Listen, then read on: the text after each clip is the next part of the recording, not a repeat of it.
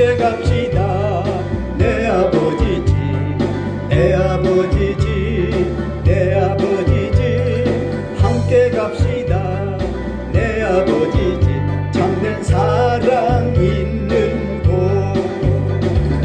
어둠이 없고 항상 빛나는 내 아버지지 내 아버지지 함께 갑시다. 내 아버지지 참된 평화 있는 곳 멸류관 쓰네 내 아버지지 내 아버지지 내 아버지지 멸류관 쓰네 내 아버지지 참된 평화 있는 곳.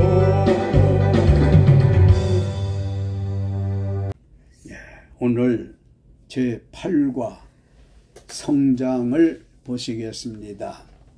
우리는 지난번 제7과에서 그리스도인의 생활에 대해서 배웠습니다.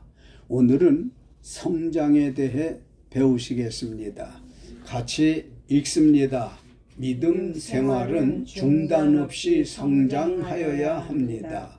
유아가 성장하려면 영양 있는 식물과 적당한 운동 그리고 각종 질병을 예방하여야 하듯이 믿음도 영양가 있는 식물 같은 말씀과 적당한 운동과 같은 전도, 쉼없는 기도로 신앙 질병을 예방해야 믿음이 성장할 수 있다는 것을 아시기 바랍니다. 예. 늘 이주영 목사님 가르치는 의미에서 제가 성경 공부나 설교를 하는데 지금 성장에 대한 말씀을 공부하잖아요. 그래서 믿음 생활은 중단 없이 하는 4줄이 있어요. 그것이 서론인 거야. 설교는 서론, 본론, 결론. 이게 다 처음부터 끝까지 퍼즐식으로 이리 가도 맞고 저리 가도 맞고 잘 맞아지는 것이 잘하는 설교예요. 지금 성경 공부지만은 설교식으로 또 설교지만 공부식으로 이렇게 하지만 믿음 생활은 4줄이 서론에 해당한다고 그랬는가 하면 굵은 글씨로 1. 믿음이 성장할 이유는 무엇일까? 이건 본론인 거야. 여기부터. 그래서 3. 믿음이 어디까지 성장해야 할까요? 이게 이제 본론이야. 맨 끝에 가서 결론 이렇게 나와 있잖아요. 그게 이제 요령이고 지혜인 거야. 그래서 믿음 생활은 거기다 서론이라고 써놓고 굵은 글씨로 1, 2, 3은 본론이다.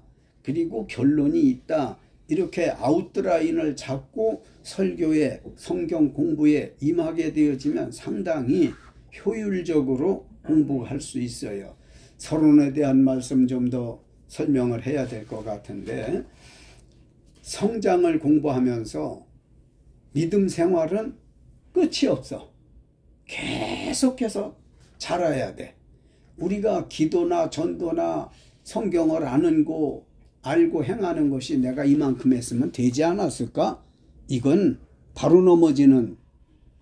그래서 계속해서 자라는데 어디까지 자라야 되느냐? 하나님을 깊이 알고 확실히 하는 데까지 우리 생명 다하는 날까지 성장해야 돼요. 우리가 오래전에 아이들을 키워서 잊었을까요?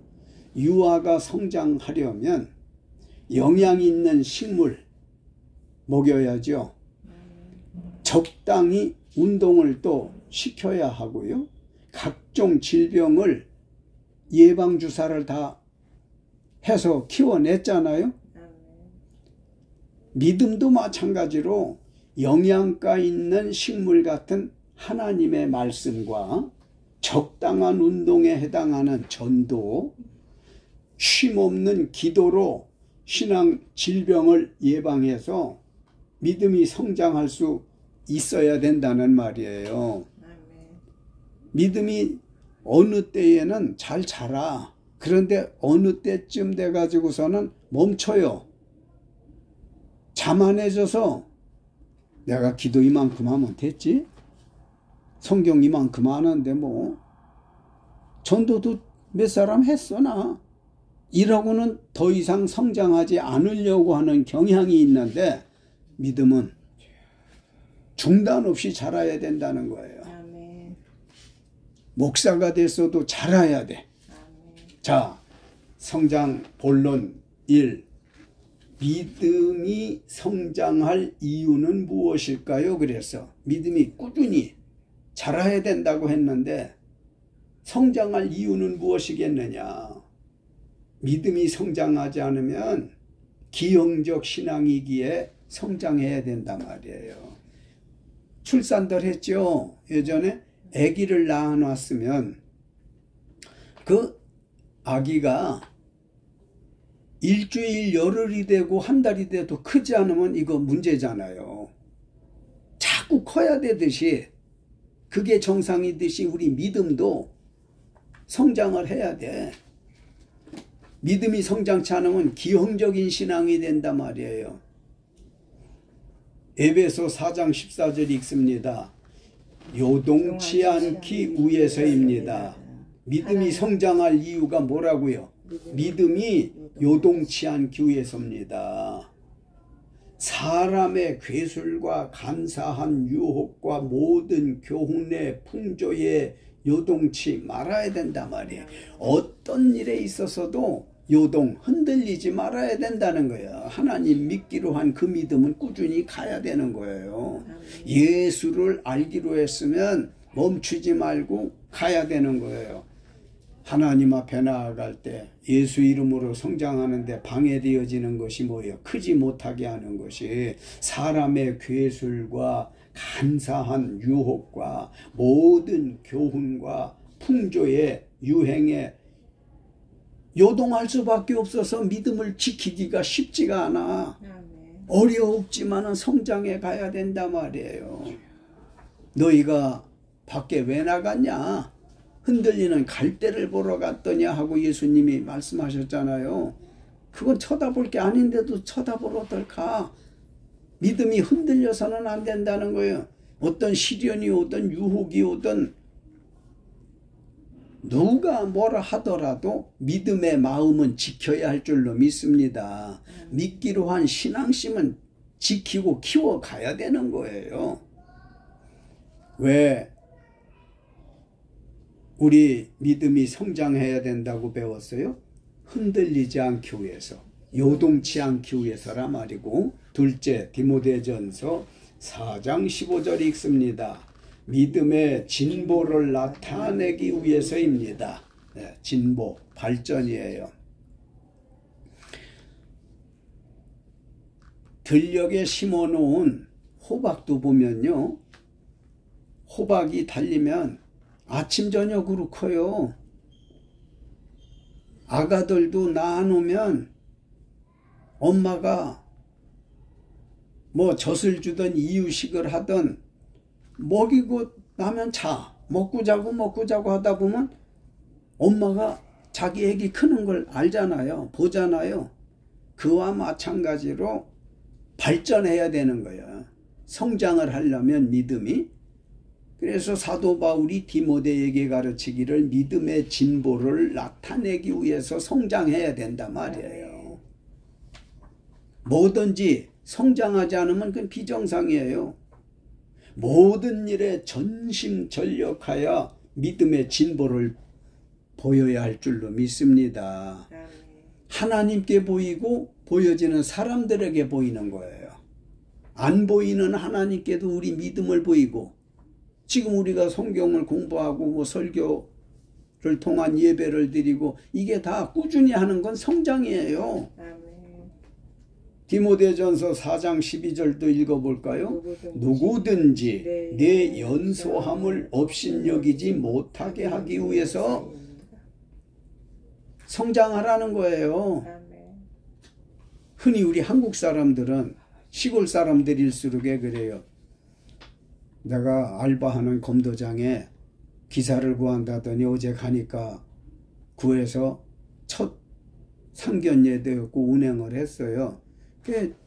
잠시 잠깐 한 5분 6분 쉬는 틈에 대화를 좀 하는데 나도 한국 사람이고 그도 한국 사람이다 보니까 많은 말 다 할 수 없지만은 이 말 저 말 지가 물어보는 거 있고 내가 하는 말도 있고 내가 묻는 말도 있고 지가 답하는 말도 있는데 몇이셔? 이렇게 물어봤어.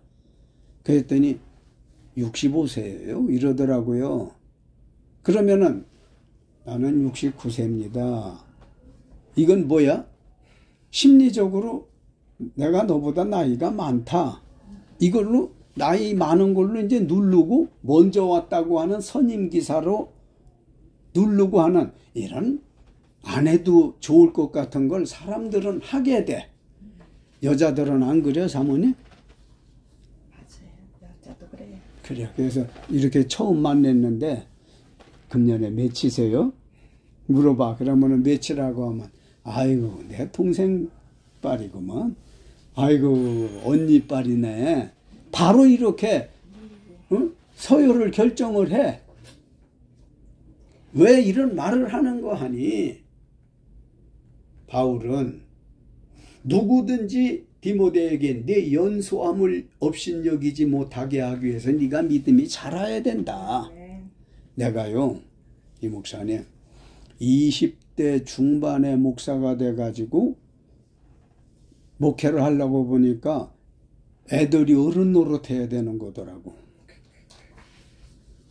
전도사님, 목사님 하니까 항상 전도사 목사도 아니고 님자가 따라다니니까 40, 50, 60, 70 된 사람들도 전도사님, 목사님 어른 대우를 받는 거고 또 가르쳐야 되는 입장이야.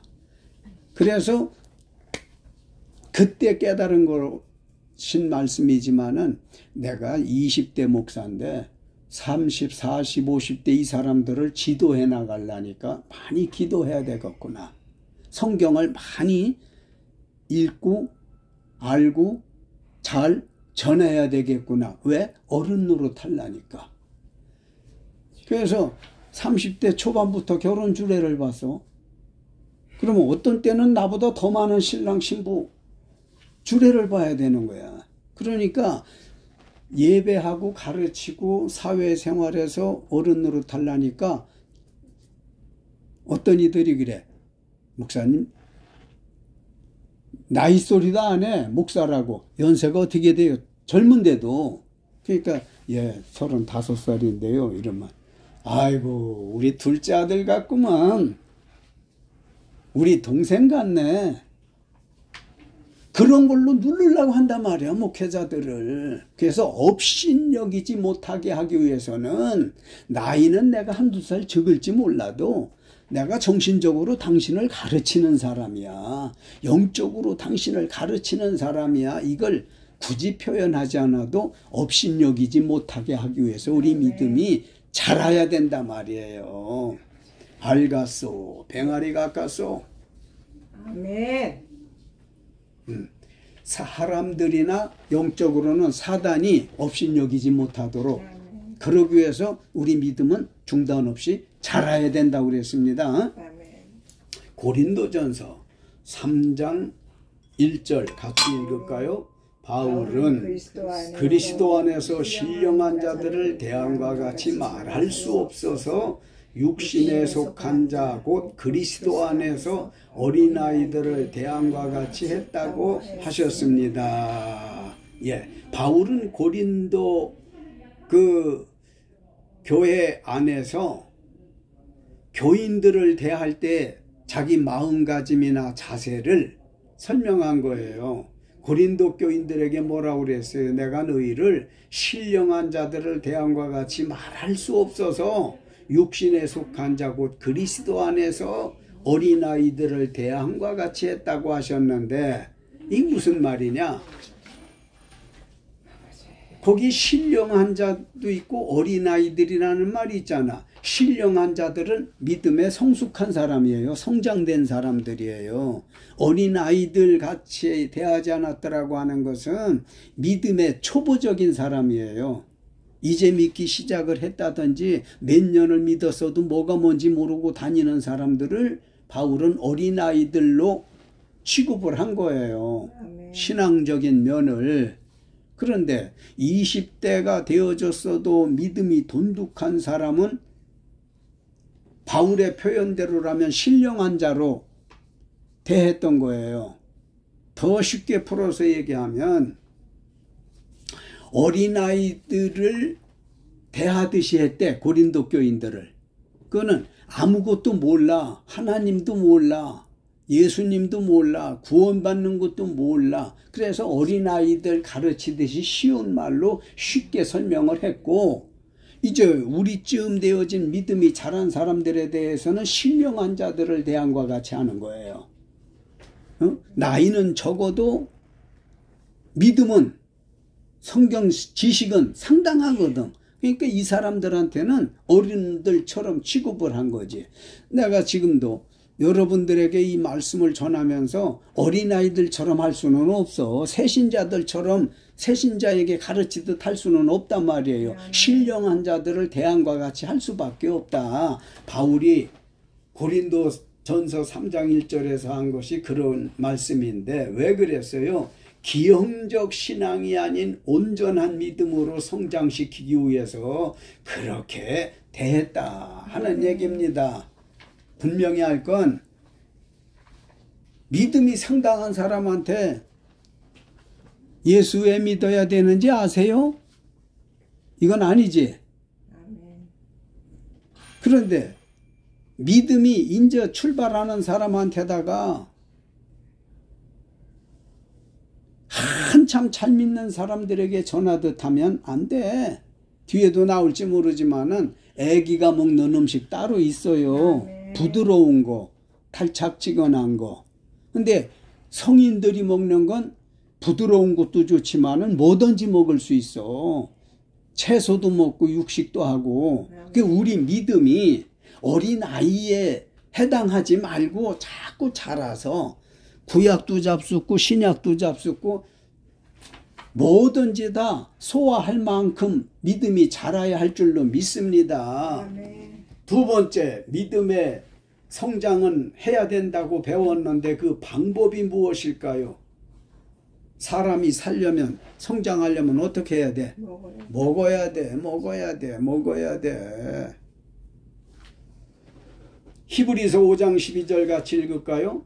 갓난 신앙은 젖과 채소를 먹어야 합니다. 아멘. 갓난 신앙이 뭐야? 이제 믿기로 시작한, 믿은 지 얼마 안 된, 이제 출생된 아기를 갓 낳았어. 그렇게 말하듯이 어린 신앙, 갓난 신앙은 젖과 채소를 먹어야 합니다. 이 말은 무슨 말이냐면 고급스러운 말씀보다 세상의 이야기를 좋아해. 그래서 어떻게 하다가 누구한테 붙잡혀가지고 교회 와 앉았으면은 졸잖아요. 관심이 없어. 왜? 먹던 밥도 아니고 놀던 물도 아니야. 안 믿는 사람이 교회 전도 받아서 왔으면 그 사람에게는 갓난 애기들처럼 말씀을 전해줘야 되는 게, 이게 테크닉이야, 목사님. 교회에 누가 오면 이 사람의 신앙 수준을 한번 딱 보는 거야. 말하고 행동하는 걸 보면 아, 이 사람이 아무것도 모르는구나. 또 어떤 사람 보면 나보다 더 잘 믿는 것 같은 교인이 와. 목사보다도 더 잘 믿는 것 같은. 그걸 분별을 해야 돼. 칼로핏 뭐 하자고 하면 송사장님 어떻게 해야 돼? 내가 배운 대로는 인바디를 무조건 재고 봐야 되겠더라고. 내가 경험한 대로는 그 왜 재야 되느냐 하면 재놓으면 언제든지 얘기거리가 있어. 아이고 지난번에 쟀는데 오늘 좀 또 어떤 변화가 있나 한 번 더 재보자. 좀 올라가 보세요. 그러면 얘기거리가 나오잖아. 마찬가지로 그 사람들이 칼로핏에 대해서, 피부 미용에 대해서 깊이 몰라. 그러니까 아주 자상하게 설명해 줘야 되는 게 갓난아이들이란 말이고, 히브리서 5장 14절 읽어요. 장성한 신앙은 단단한 식물을 먹습니다. 아멘. 예, 장성한, 갓난 반대잖아요. 언제든지 목회자는요, 단어에 반대말 공부 많이 해야 돼요. 아멘. 설교를 하다 보면은 이 말을 했는데 순간 이게 아니야. 얼른 반대말을 생각나서 돌려야 된단 말이에요. 아멘. 그 갓난은 지금 믿기 시작한 사람이라면, 장성한 사람은 믿은 지 오래돼서 지금 믿기 시작한 사람은 설교를 해도 부드럽게 애기 다루듯이 해야 되지만, 단단한 사람에게는 시간 많이 끌 필요 없어. 한두 줄기 그냥 읽고 가거나 설명하면, 왜? 아는 게 많아서 벌써 알아들은 거예요. 이게 장성한 사람입니다. 그래서 이 사람은 세상 얘기보다 하나님 말씀을 더 좋아해. 갓난아이는 하나님 말씀보다 뭘 좋아해? 세상 말을 더 좋아하고. 장성한 사람은 세상의 이야기 많이 한다고 그 교회 안 가는 사람이 있어요. 목사가 맨 세상 말만 한대. 그래서 나 그 교회 안 간대. 그런 케이스인 거예요. 잘 이해가 되면 아멘 합시다.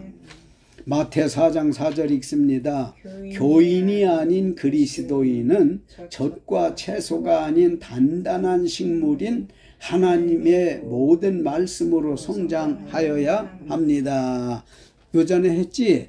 교회 안에는 몇 종류의 사람들이 있어. 맨 시원찮은 게 교인이야. 두 번째는 신자랬어. 셋째는 성도랬어. 넷째는 그리스도인이랬어. 신앙 수준이 틀린 거예요. 쉬운 말로 교회 교인들 얼마나 돼? 이렇게 뭐 인사는 하지만은 성경적으로 구분할 때 그런 겁니다만은, 교인이 아닌 그리스도인은, 즉 애기 신앙이 아닌 어른 신앙인은 그런 말이죠. 단단한 식물인 하나님의 모든 말씀으로 성장해야 돼. 그러니까 아유, 시간은 자꾸 가고 할 말은 많고 말이죠. 하나님의 성령이 두 분들에게 지혜로 함께하사 알아듣게 하시는 줄 믿습니다. 큰 세 번째, 믿음이 어디까지 성장하여야 할까요? 했는데 이 목사님 잘 들어봐요. 본론에 들어와서 성장에 대해서 서론했어. 믿음이 성장할 이유 물어봤고, 또 성장해야 되는데 방법이 뭔가 그걸 했고, 지금 세 번째는 어디까지 자라야 되느냐. 그러면 연결이 돼야 돼요. 아까 얘기했어. 퍼즐 맞추기 식으로 처음과 중간과 나중이 연결되고 좌측과 우측이 연결되고 다 연결이 되도록 해야 성도들이 이해를 해서, 아이고 우리 목사님 설교 참 잘하셔. 왜? 이해가 잘 되니까 잘한다는 거야. 이해를 못 하면 우리 목사님은 도대체 무슨 말을 하는지 나 모르겠어. 아우 다 같이 해요. 아우 짜증나. 그래, 어디 다른 데 좀 갈까? 이 생각을 하게 되는 거야. 그러니까 많이 공부하고 많이 연습하고 그렇게 하고 임해야 되는 거죠. 자, 그러면 어디까지 성장해야 할까요? 로마서 14장 2절 읽습니다. 모든 것을 먹을 만한 믿음이 있기까지입니다. 뭐든지 먹을 수 있을 만큼까지 자라야 된다는 거예요. 불평, 불만 없을 때까지를 뜻하는 거야. 야, 이건 도인이 아니면 불평, 불만 안 할 수가 없어. 믿음이 작을수록 말이 많아. 그래서 왜 그렇게 해요? 누가 그렇게 하랬어요? 그렇게 하면 뭐가 좋아요? 말이 되게 많아. 근데 믿음이 성숙한 사람은 그래, 그런 것도 있어. 그냥 넘어가. 이 말씀을 전하면서 입가에 미소가 지어지지 않아요? 남이 아닌 내가 그렇게 말이 많아. 아유, 어째 저렇게 우리 목사님은 잔소리가 많아. 그냥 아유 지나가면 되는데. 목사는 나도 빨리 지나가면 좋은데 높아심에서 너는 알아들었는데 옆에 있는 제가 못 알아들었을까 봐 또 한 번 하는 거다. 그러면 저 사람이 못 알아들었으니까 저 목사님이 또 저러시는구나 하고 불만이 없어. 불평을 안 해. 성장한 사람은요, 도가 터가지고 나는 알아들었으려니 알지만 저짝에 있는 저 남자가 못 알아들어서 알아들으라고 저렇게 하시는구나. 불평불만이 없어. 매사에 교회 일을 하고 설교를 할 때에도 어른은요, 그럴 수 있는 거야. 이해를 빨리 해. 이해를 못하면은 아휴 피곤해 진짜. 어떤 때는 내가 말하기가 어려워서 그렇겠지만은 저 사람은 교회 좀 안 오면 좋겠다. 이런 때가 있어요. 그러니까 어디까지 자라야 되는데 모든 걸 초월할 수 있는 데까지 자라야 되는 거야. 그래서 에스겔이가 하나님의 은혜의 바다에 들어가서 처음에 물길을 쟀더니 그 물이 하나님의 말씀인 물이 발목까지 오더랬어. 또 들어가 보다 보니까 어디까지 왔지? 무릎까지 오더랬어. 더 들어갔더니 허리까지 물이 차더랬어. 더 들어갔더니 자기가 푹 잠겼어. 이건 은혜의 척도를 말하는 거예요. 다 믿는다고 다 믿음의 수준이 똑같지가 않단 말이에요. 그러니까 어른은 무엇이든지 먹을 수 있는 사람은 너도 개구리가 올챙이적 생각해서 이해하고 한 번 더 가르쳐 주고, 또 네가 못 알아듣는다고 나 이상한 사람 취급하지 마. 나는 어른이야. 너는 애기고. 응? 그러니까 어디까지 자라야 된다고 그랬어요? 8단계까지. 모든 것을 먹을 만한 믿음이 있을 때까지 자라. 모든 걸 먹을. 하나님 말씀 전하는데 시비 거는 사람들이 가끔 있어. 짜증 부리지 말고 신경질 내지 말고 오지마 소리치지 말고 그냥 제가 한 번 더 가르쳐 드릴게요. 오장육부 꺼내놓고 해야 돼.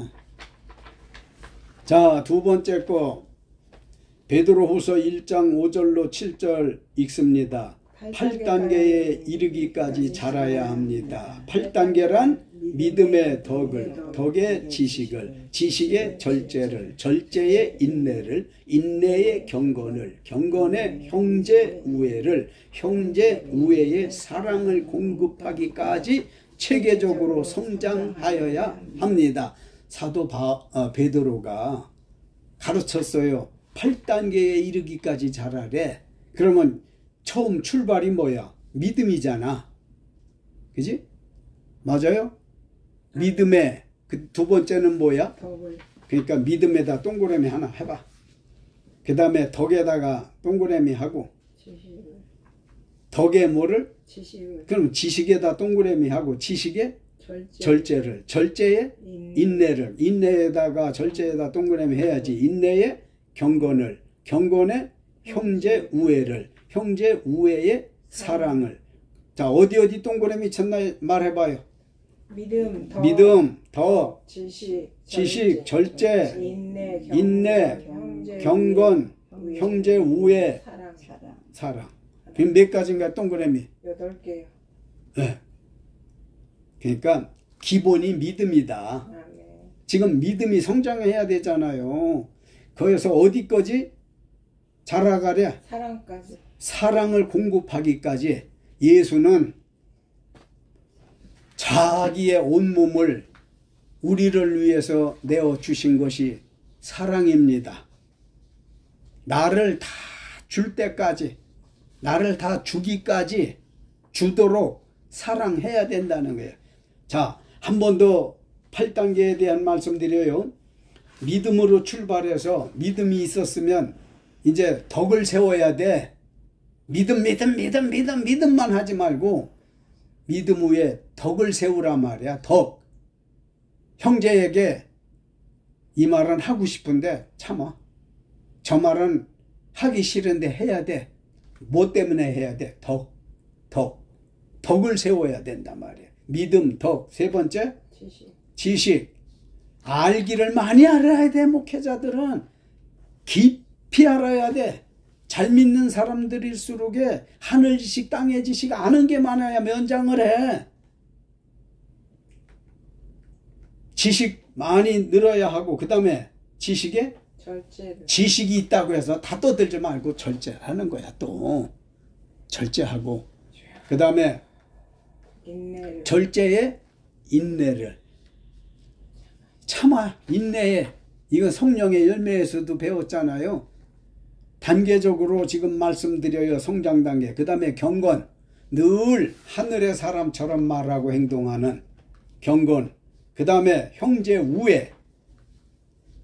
육신적인 형제, 영적인 형제, 예수의 피로 맺어진 형제들이잖아요. 우리가. 형제는 피로 맺어지는 게 형제야.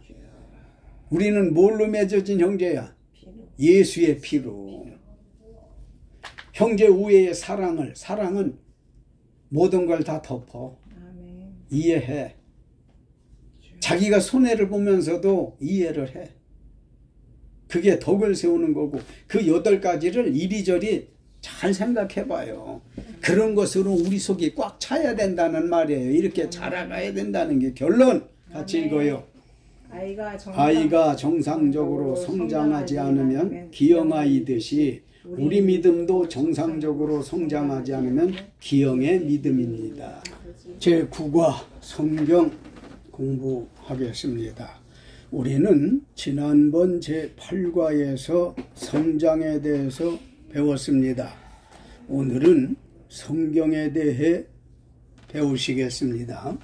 성경은 동서고금을 막론하고 꾸준한 베스트셀러 1위의 책인 살아계신 하나님의 말씀입니다. 이렇게 성경을 공부하면서 서론을 가능한 한 짧게 관심을 가질 수 있도록 말하고 본론으로 들어가고 끝에 가서 보면 결론도 한 줄이었습니다. 서론도 한 줄, 결론도 한 줄. 이를테면 100% 가운데에 서론이 10%, 또 본론이 80%, 결론이 10%, 대충 이런 프로테이지를 가지고 성경을 가르치거나 설교하는 것이 유익합니다. 서론 말씀을 다시 한번 읽겠습니다. 성경은 동서고금을 막론하고 꾸준한 베스트셀러 1위의 책인 살아계신 하나님의 말씀입니다 했어요. 이건 우리 한국에서만 아니에요. 전 세계적으로 볼 때의 베스트셀러, 인기 상품 중에 인기 상품이 성경이라는 거예요. 다른 책은 잠시 유행을 타기도 하지만 하나님의 말씀인 성경은 그런 일이 없어요. 그러면 꾸준히 판매가 되어지고 있는 성경이란 무엇일까요? 교환대로 출애굽기 20장 1절 읽습니다. 하나님께서 사람에게 하신 하나님의 말씀입니다. 성경이 뭐라고요? 하나님의 말씀이다. 하나님이 사람에게 주신 살아계신 하나님의 말씀이라는 거예요. 늘 우리 목회자들은 하나님을 말할 때면 살아계신 하나님, 살아계신 하나님에서 내게도 듣는 사람에게도 실감이 나고 생동감이 있게 말씀하는 지혜가 필요하고요. 출애굽기 그 20장 1절에 하나님께서 사람에게 하신 하나님의 말씀이다 그랬어요. 그럼 출애굽기 하면은 하나님의 종들쯤 되어지면은 거기는 십계명이 들어있는 말씀인데 이게 빨리 와야 돼요. 그래서 성경이라고 하는 게 뭔가를 배우지만은 하나님께서 사람에게 주신 말씀이다. 그렇다고 하면 얼마나 귀할까? 얼마나 소중할까를 알아야 되고, 두 번째 디모데후서 3장 16절 읽습니다. 모든 성경은 하나님의 감동으로 기록되었습니다. 성경이란 하나님의 감동으로 기록된 책이다. 거기 모든 성경은 했는데, 모든 성경이라고 하니까 이상하게 생각될 수 있지만 창세기부터 계시록에 이르기까지를 통틀어서 모든 성경은 구약과 신약을 합쳐서 모든 성경은 하나님의 감동으로 기록되었다는 거예요. 하나님의 감동을 받은 사람들이 말씀을 주신 대로 기록한 것이 성경이다. 사람의 지식이나 지혜로 하나님의 말씀을 쓴 게 아니다, 그 얘기예요. 이따가도 얘기할지 모르나 성경의 저자들이 여러 명인데 공부를 많이 한 사람도 있고 적게 한 사람도 있어요. 많이 한 사람이나 공부를 적게 한 사람이나 하나님께서 감동을 주어 가지고 기록을 해라 해서 기록한 것이 성경책이다, 그런 말씀이고, 세 번째 베드로후서 1장 21절 읽습니다. 예언은 성령에 감동한 사람들이 하나님께 받은 말씀을 기록한 책입니다. 아멘.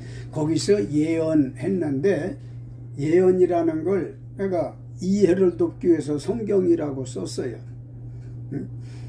베드로 사도는 예언은 성령에 감동한 사람들이 하나님께 받은 말씀을 기록한 책이라고 했나 하면, 바울은 디모데에게 모든 성경은 하나님의 감동으로 기록되었다. 베드로나 바울이나 똑같이 하나님의 감동을 받아서 기록되어진 것이 성경이다, 그 얘기예요. 사람의 그 얄궂은 지식이 포함되지 않았어요. 온전히 하나님께서 감동 감화시켜서, 야, 너는 이렇게 써라, 내가 불러주는 대로 받아 써라, 이래서 받아 쓴 것이 성경이다. 아멘. 말씀드렸고, 그런가 하면 이제 성경을 어떻게 구분할 수 있을까요? 성경을 구분해서 읽을 줄 알면 믿음이 더 좀 고상해지고 믿음이 좀 더 안정되어집니다. 성경을 구분을 좀 해본다면, 우리가 지금 가지고 다니는 성경은 한 권으로 엮어졌으나 크게 나누면 구약과 신약으로 나눈다. 아멘. 그렇게 말씀할 수 있고, 그저 포괄적으로 얘기할 때 구약이라고 하는 건 천지 창조 때부터 예수님이 이 땅 위에 오시기 전까지가 구약이에요. 신약이라고 하는 것은 예수님이 이 세상에 오셔서 예수님이 우리를 위하여 천국 건설하러 가시기까지, 승천하시기까지가 신약이에요. 지금도 신약 중에 말세가 되어진 겁니다. 성경과 시대 구분을 할 줄 알면 읽을 때에나 전할 때에 크게 도움이 되어져요. 그러면 구약과 신약으로 나뉘어질 수 있다고 했는데, 구약 가지고도 좀 나눠봐야 할 겁니다. 구약은 창세기부터 말라기까지 몇 권, 39권을 28명의 저자에 의해 히브리 말로 기록되었고요. 뭐가? 구약 성경이. 신약은 마태복음부터 요한계시록까지 27권을 8명의 저자에 의해 히랍, 즉 헬라말로 기록되어졌습니다. 이 목회자가 구약을 전하면서 히랍말, 헬라어를 찾아본다고 하는 건 도움은 되지만, 히브리 말로 기록되어진 걸 헬라에서 찾으면 되겠어요? 거꾸로 신약이 히라버, 즉 헬라어로 기록되어졌는데 구약의 히브리어로 가서 찾아본다고 하면 고생만 많이 해요. 제대로 되어진 해석을 얻을 수가 없어요.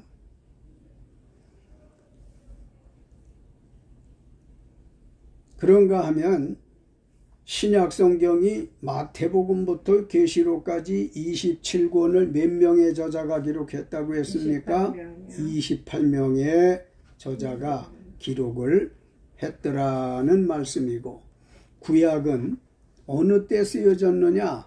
주전 1500년경 예수님이 이 땅에 오시기 1500년 전 경부터 기록이 되어졌고, 신약은 주후하는 것은 예수님이 오신 후, 주전은 예수님이 오시기 전, 이렇게 말할 수 있지요. 사회적으로 말하면 예수님이 오시기 전에 단기, 예수님이 오신 후 서기, 또 예수님이 오시기 전을 기원전 BC라고도 하죠. BC라고 해서 기원전, 예수님이 오신 이후를 AD, 예수님 오신 이후, 이런 뜻인데, 여하튼 구약은 주전 1500년경부터 신약은 주후 100년경까지 학 1600년 동안 36명의 저자에 의해서 신구약 성경 66권이 기록된 살아계신 하나님의 말씀입니다. 아멘. 어때요? 이렇게 구분을 하니까 좀 읽을 때 도움이 되지 않겠습니까? 아멘. 들을 때에 역시 도움이 될 거예요. 지금 성경 한 권을 크게 나눌 때 구약과 신약으로 나눌 수 있다고 했는데, 두 번째, 성경을 어떻게 잘게 나눌 수 있을까? 성경을 잘게 나누면 굉장히 더 큰 은혜가 되어져요. 자기 성경이 있으면 성경에다 쓰면 더욱 좋고, 구분 표기를. 그러나 지금 시간이 여의치 못하니까 잘 배우셔서 집에 가셔서 자기 성경 목록, 목차 있잖아요. 창세기부터 신명기까지 이렇게 반달 표시로 해서 거기는 모세오경, 율법서, 이렇게 그런 식으로 하게 되어지면 어디 가서 말씀을 전할 때, 집에서 성경을 묵상할 때에 목차를 딱 보는 거라. 그러면 어디서 어디까지는 율법서, 어디서 어디까지는 이스라엘의 역사, 어디서 어디까지는 예언서, 뭐 이런 걸 보고 읽으면 더 효과적이다, 그런 말씀이고요. 아멘. 자, 여하튼 구약 성경을 좀 잘게 썰어보려고 그래요. 교재를 보면 창세기부터 신명기 5권을 뭐라고 한다? 율법서 또는 모세오경이라고도 합니다. 그런가 하면 여호수아부터 에스더까지 12권을 뭐라고 해요? 이스라엘의 역사서라고 합니다. 여호수아부터 에스더까지 12권인데 이스라엘의 역사. 그러면 통일 이스라엘로 시작을 해서 남북 이스라엘로 갈리워지고, 초대 왕은 통일되었을 때 사울을 이스라엘의 왕으로 삼으시고, 둘째는 다윗을, 셋째는 솔로몬을, 솔로몬 시대에 가가지고 이스라엘이 남북으로, 우리나라 남북한으로 갈려진 것처럼 그렇게 갈려져서 역사를 쭉 처음부터 나중까지 역사가 거기 다 기록되어져 있어요. 그래서 어떤 때 이스라엘의 역사를 좀 알고 싶다 할 때는 어디서부터 어디까지 읽으라고 그랬어요. 여호수아부터 에스더까지, 그리고 욥기부터 아가서까지는 5권인데 뭐라고 한대요? 지혜문학 또는 시가서 또는 지혜문학. 그러니까 내가 살면서 보니까 지혜가 좀 나는 부족한 것 같아, 내지는 지혜가 좀 없는 편이야, 이렇게 판단이 되어지면 어디를 읽으면 돼요? 욥기서부터 아가서 5권을 자꾸 읽는 거예요. 아멘. 언젠가 이주양 목사님 그러잖아, 잠언을 많이 읽었다. 그 참 잘한 거예요. 욥기, 시편, 잠언, 전도, 아가, 이 5권이 지혜문학이니까. 아멘. 거기 보면은 뭐 하나님의 그 시가 참 많이 있어요. 지혜지, 지혜. 시라고 하는 것은 긴 말을 함축해서 그러면서도 깨달을 수 있도록 써놓은 것이 시예요. 그게 언젠가 내가 얘기한 것 같은데 어떤 사람이, 어떤 여자 목사님이 그래. 목사님이 되셨으면 성경 가까이 하고 설교나 하시지 무슨 시를 쓰세요. 그런 얘기를 하셔서 목사님, 제가 거꾸로 그랬어요. 다윗 성군도 시인이었고요. 지혜의 왕 솔로몬도 시인이었고요. 신약에 와서 예수님도 시인이셨는데 그들을 따라가는 내가 잘못된 건가요? 그러니까 그렇구나. 깨달음이 없을 때에는 남을 정죄하고 비판하는 못된 습성들이 목회자들에게도 있어요.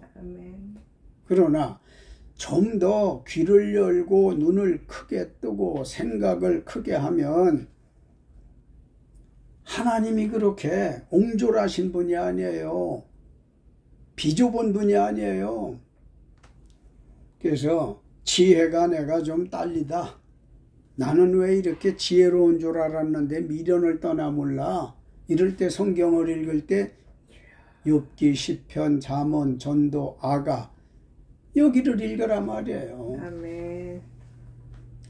한날 같은 시간에 아는 사람이 결혼 청첩장을 보내오고 또 아는 사람이 부고장을 보내왔어요. 한날 한시인데 전도자 솔로몬은 잔치집보다 초상집에를 가라고 한 거예요. 그게 지혜예요. 울고불고 하는데 뭐가 좋아서 거기를 가. 잔치집 가서 떡도 먹고 술도 먹고 배부르게 기쁘게 지내다 오는 게 좋지. 이건 땅의 지혜라면 하늘의 지혜는 초상집에를 가라는 거예요. 아멘. 아파하는 슬퍼하는 그 사람 그 가정에 가서 위로가 되라고 하는 것이니 그게 지혜다. 그게 어디서 나오느냐? 욥기, 시편, 잠언, 전도, 아가서에서 나온다 그런 얘기고 아멘. 또 이사야부터 말라기까지가 17권인데 이 17권을 두고 뭐라고 한다? 예언서 또는 선지서라고 합니다. 아멘. 그래서 이사야부터 말라기 이 사람들을 두고 다 사람 이름을 따서 성경을 썼는데 이사야서는 이사야가 썼고 말라기서는 말라기가 썼는데 이사야 예언자, 이사야 선지자, 말라기 선지자, 말라기 예언자. 그러니까 선지서, 예언서 같은 말이에요. 아멘. 그게 뭔가 하고 헤맬 필요가 없고요. 그러면 그 17권 중에 또 한번 썰어보면 이사야서부터 말라기까지가 17권이라고 했는데 이사야부터 다니엘까지가 5권이에요. 대선지서라고 하며 4명이 썼어요. 이사야부터 다니엘까지. 거기 왜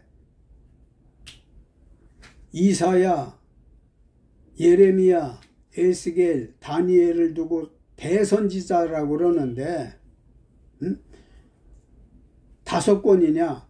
예레미야 선지자가 예레미야 예언자가 예레미야서를 쓰고 예레미야 애가가 들어있기 때문에 그래요. 아멘. 그래서 5권을 4명의 선지자들이 기록했고요. 호세아부터 말라기까지 12권을 소선지서라고 합니다. 소예언자라고 합니다. 아멘. 그래서 이거는 호세부터 말라기까지는 한 사람이 2권을 쓴 게 없으니까 12권이 되어지는 거예요. 그래서 대선지자가 누구? 대선지자는 이사야, 말라키스, 이사야, 말라키는 소선지자잖아요.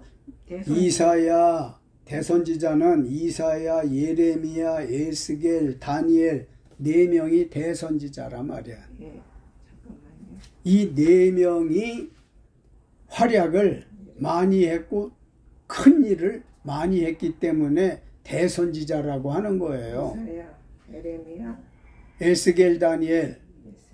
에스겔, 다니엘. 알았어요. 그 나머지는 이 4명을 제외한 나머지는 다 소선지자예요. 아멘. 그래서 성경을 이렇게 구분해서 볼 줄 알고 읽을 줄 알게 되어지면 성경 읽는데 상당한 유익이 있다는 말씀이에요. 아멘. 그러면 이제 신약 성경을 썰어보려고 합니다.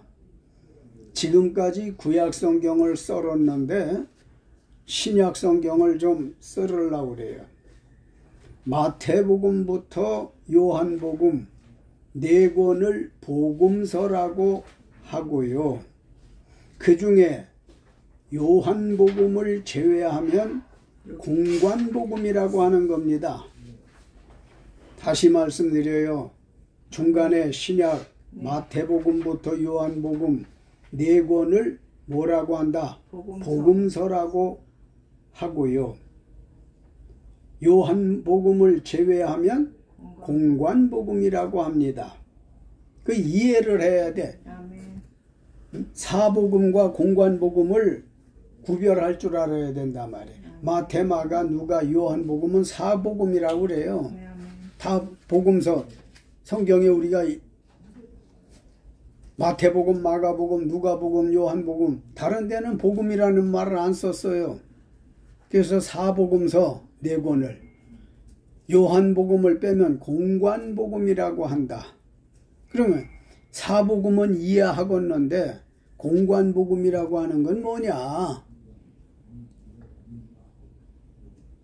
마태, 마가, 누가 이 저자들이 예수님의 한 사건을 놓고 어떤 사람은 취재를 할 때 정면에서 취재를 했어요. 어떤 사람은 뒷면에서, 어떤 사람은 옆면에서, 3사람들이 마태, 마가, 누가라는 사람들이, 그러니까 예수님이 말씀하시는 것도 약간씩 달라. 예수님이 하신 말씀을 조금씩 다르다고, 틀은 같은데도 또 예수님이 행동을 하시는 걸 보고도 3사람들이 달리 쓴 거예요. 왜 달리 썼느냐? 바라보는 위치가 다르기 때문에 그래요. 그래서 공관복음이라고 하는 거 설명하고 있지만 한 사건, 같은 사건, 병든 사람을 고쳐주거나 죽은 나사로를 살리시거나 하는 것을 같은 장소에서 봤지만 위치가 다르기 때문에 표현을 달리한 것을 공관복음이라고 한다. 그래서 예를 들어 예수님이 배 오른편에다 그물을 던져라 이렇게 말씀했는데 누가는 물속 깊은 데다 던져라 이렇게 표현을 했어요.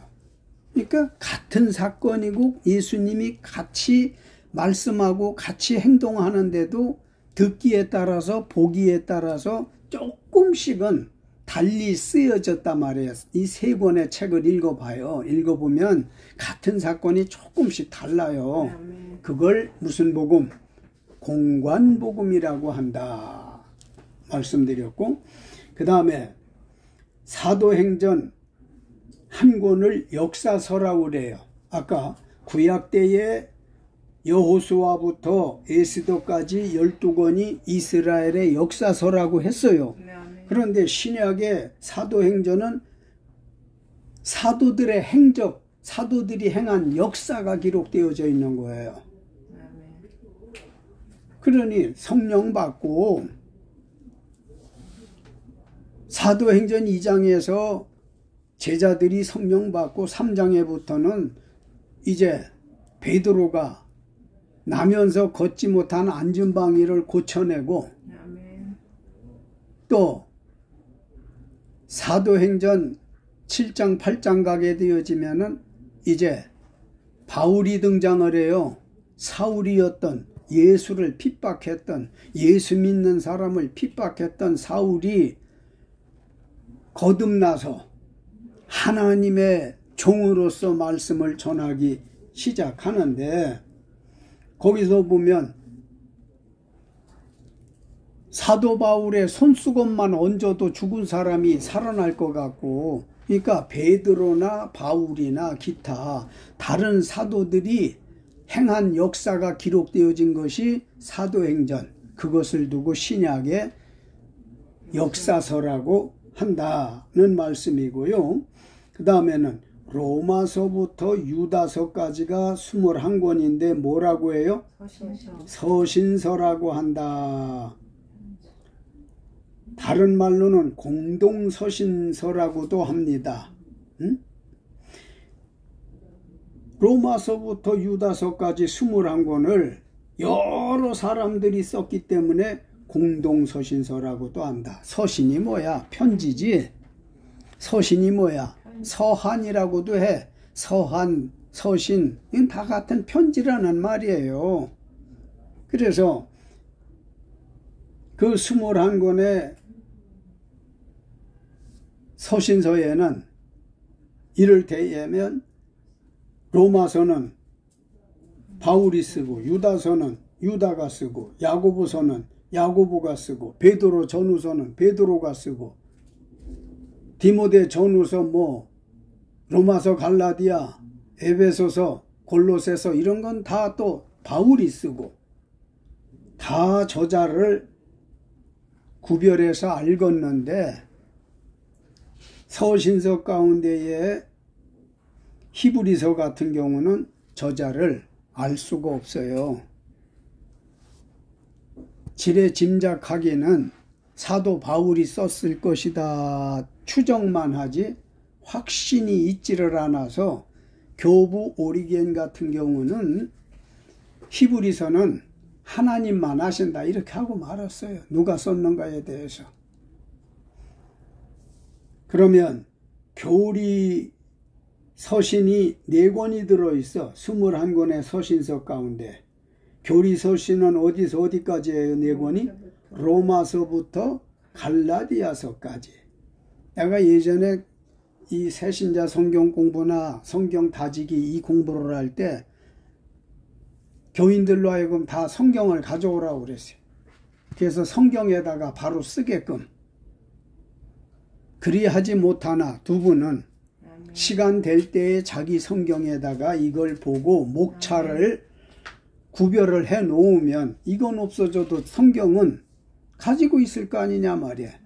그러면 가지고 있는 동안에는 성경을 공부하고 읽는 데에 상당한 유익이 있을 것이고, 교리서신 4권, 로마서부터 갈라디아라고 그랬고, 옥중서신은 몇 권? 4권인데 그 4권은 빌립보, 에베소, 골로새서, 빌레몬서. 이거는 사도 바울이 다 썼지만은 로마서부터 갈라디아까지는 자유로운 환경에서 썼지만, 옥중서신은 옥에 갇혀서 쓴 서신이에요. 감옥에 갇혀 있을 때 쓴 서신이 어떠한 게 있다고 그랬습니까? 에베소서, 빌립보서, 골로새서, 빌레몬서. 교리적인, 왜 장로교, 감리교, 성결교, 침례교, 순복음교회가 있어? 교리가 다르기 때문이에요. 그래서 그 4권은 교리서신이라면 옥에서 쓴 4권이 있는데 에베소, 빌립보, 골로새, 빌레몬이라고 그랬고, 그 다음에는 일반 서신이 2권이 있어요. 데살로니가 전서와 후서. 이건 누가 썼다고 그랬어요? 사도 바울이 썼단 말입니다. 그래, 바울이 예를 들어 데살로니가 전서와 후서를 썼을 때 이거는 데살로니가 교회에 처음 보낸 편지를 데살로니가 전서, 두 번째 보낸 걸 데살로니가 후서, 그렇게 표현하고요. 고린도 교회도 마찬가지예요. 고린도 전서와 후서가 있잖아요. 그것도 고린도 교회에 써보내는 편지에 먼저 보내는 건 전서, 나중 보낸 건 후서. 고린도 교회에 참 은혜가 많았지만 은사 문제로 엄청 시끄러웠던 교회예요. 그래서 은사 정리를 사도 바울이 해주면서 방언을 못하는 사람은 방언을 해야 한다. 방언에는 대신 대인 방언이 있다.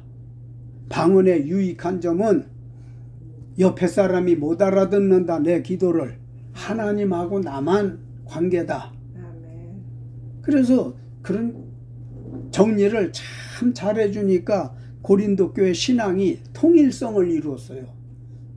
주양교회도 잘 되려면 통일성을 기해야 돼. 성경 말씀을 전해도 이랬다 저랬다 이러면 교인들이 헷갈려요. 그래서 목사는 공부를 많이 해야 되는 거지. 기도도 많이 해야 하고. 그 다음에 공동서신이 목회서신이 있네. 목회서신은 3권인데 뭐 있어요? 디모데전서와 디모데후서와 디도서. 디모데와 디도는 각기 다른 사람이지만 바울이 디모데에게 2번의 편지를 보낸 게 디모데전서. 다음 편지를 보낼 때는 디모데후서. 디도에게는 한 번만 보냈어요. 이거를 목회서신이라고 한다.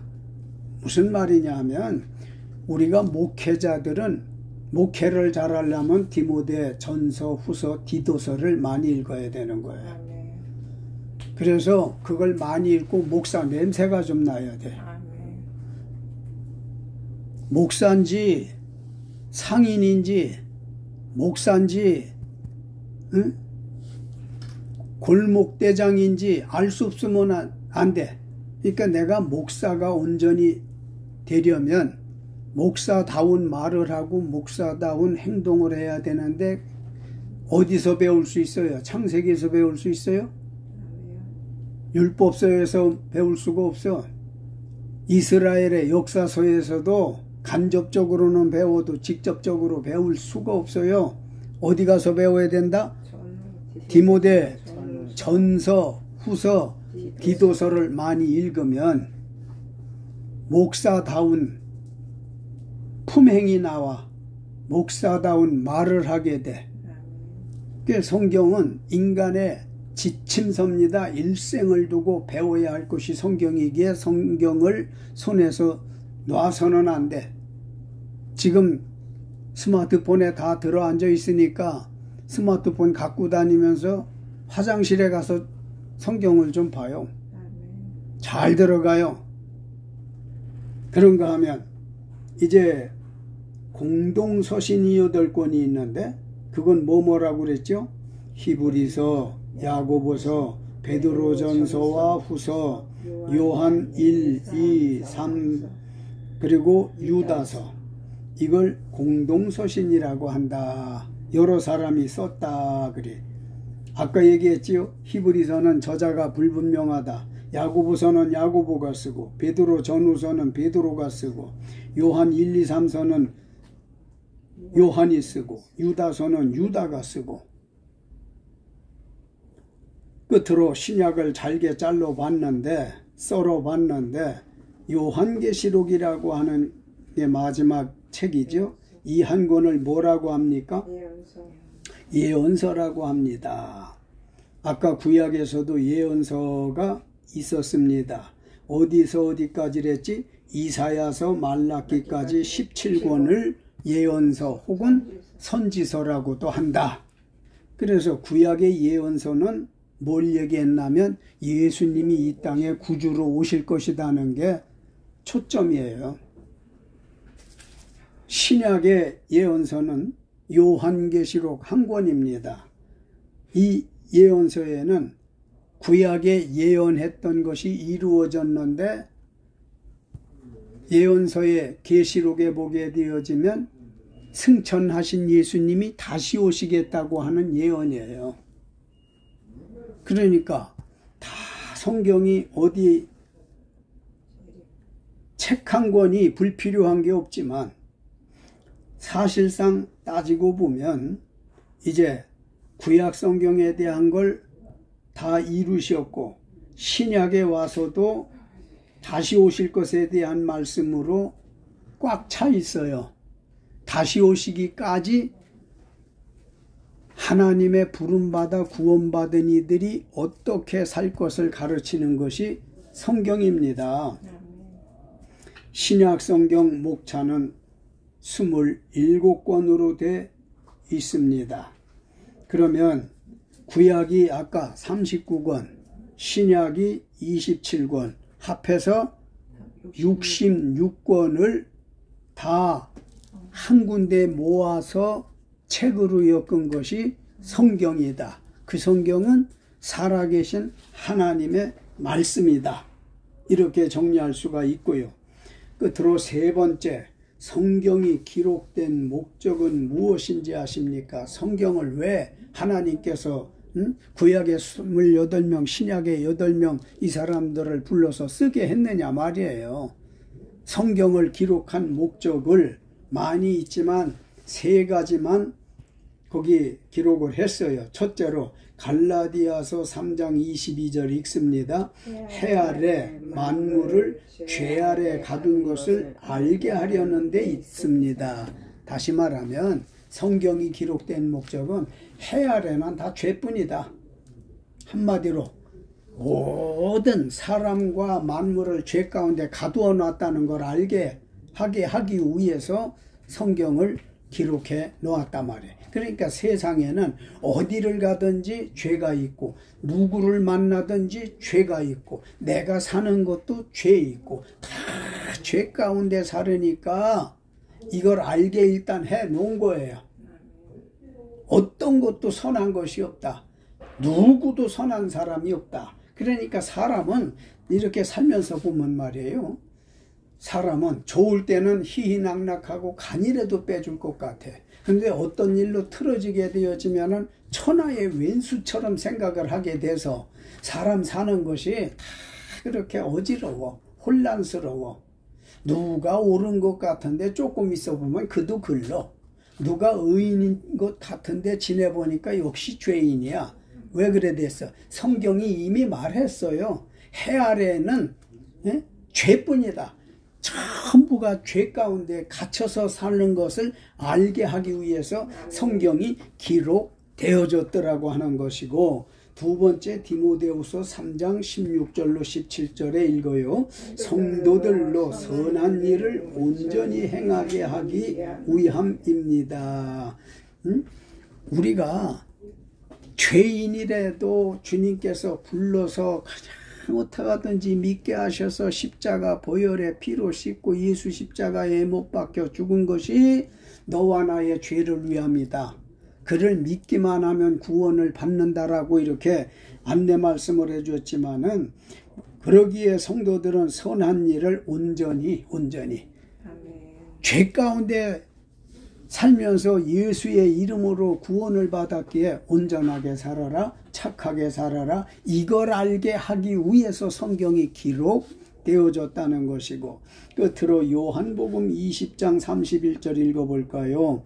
예수님께서 하나님의 아들인 것을 믿어 생명을 얻게 하려 함이라.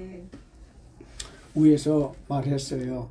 세상에 아무도 의인이 없고 어디를 가도 죄 없는 곳이 없고 그저 죄악 가운데 먹고 마시고 뒹굴고 이렇게 사는 것이 인간이다. 이것이 세상이다.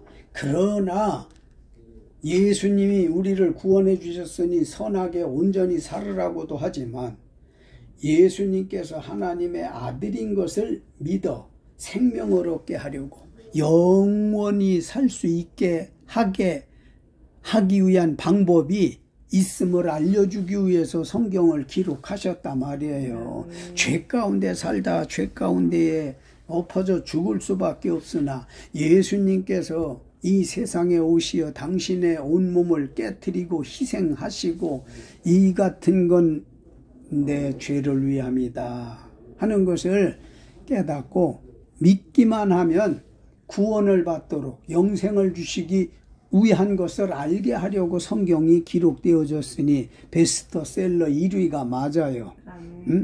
안 믿어도 성경을 갖다 놓고 자기 서고에 책장에다가 놓고 지내는 사람들도 많아. 1년에 한 번을 볼까 말까 할지라도. 자, 그러면 오늘 우리가 성경을 공부했어요. 성경이라고 하는 게 뭐라고 서론에서 말씀 배웠지요. 읽어봅시다. 성경은 동서고금을 막론하고 꾸준한 베스트셀러 1위의 책인 살아계신 하나님의 말씀입니다. 결론도 읽어요. 성경은 살아계신 하나님의 말씀이므로 잘 배우고 그 말씀대로 순종하시어 그리스도인답게 사시기 바랍니다. 아멘.